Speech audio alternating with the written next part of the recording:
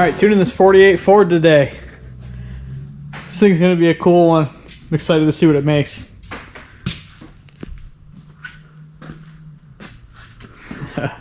Gonna be cool. Check it out.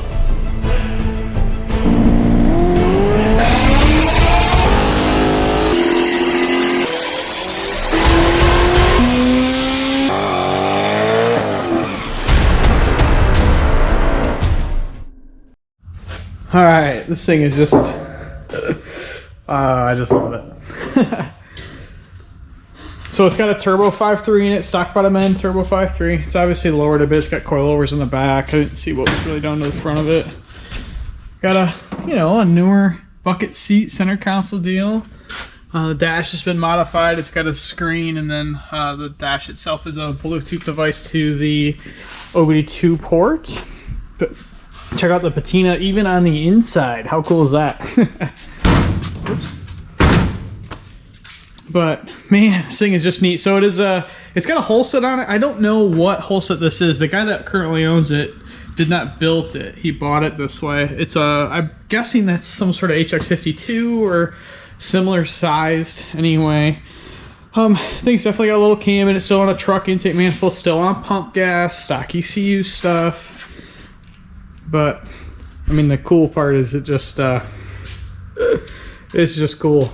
I want to jump in it and go get groceries, or like, you know, I don't know.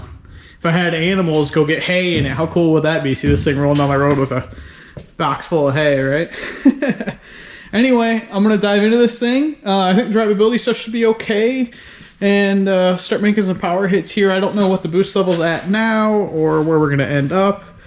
Goal is just to gain a little bit here and make future plans with it. So check it out.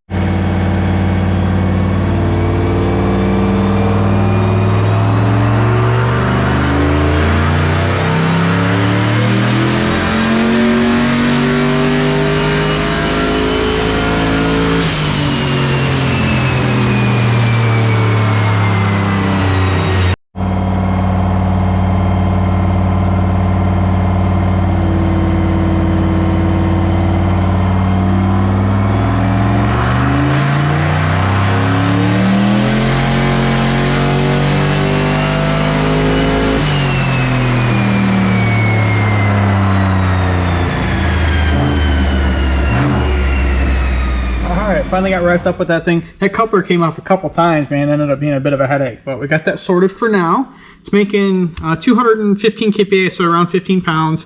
I'm going to show you this graph two different ways. So this is via RPM. You can see the curve looks really weird. It's just really short and ends really early. Up, I hit the limiter there. That's what happened there. But I'm going to show you this by time. The reason this looks so short in the RPM range is because the converter's flash point to where we're making peak power is super close. It was making peak power around 6,000. The converter was flashing to about 5,300, 5,400. So it makes the graph look funny that way, just because it's only recording in a pretty narrow RPM band. So if we do it by time, looks a bit more as you'd expect. Again, the big dip up here is where I kissed the limiter. But yeah, it's like I said, 15 pounds. It's got like 16 degrees of timing in it. This is, again, 93 octane deal. And it made, well, the torque number, the torque number is wrong. But it made 577 horsepower. I'll give you a torque value here real quick. Like 522 there at the peak. The reason that had a crazy spike in it is it just lost RPM signal at some point. So, but yeah, 577 in the tire. When it first got here, the very first hit I made, it made 479. So it gained about 100 wheel for the guy. He didn't really have a power goal in mind. He wanted me to turn it up to what I would consider a safe point for this combination, and with knowing literally nothing about it, this is where we're going to leave it. I know that stock bottom end 5.3 can take that. We don't know what injector size is even in it. It's around 72% injector duty at peak power currently. So we're gonna chat and make some plans for what to do down the road if he wants to make more. I think that 577 number through the unlocked converter is going to be a bit of a handful, but maybe not. So yeah, that's it for this one. Thing is definitely a sweetheart. I kind of want one. I mean, it's just cool.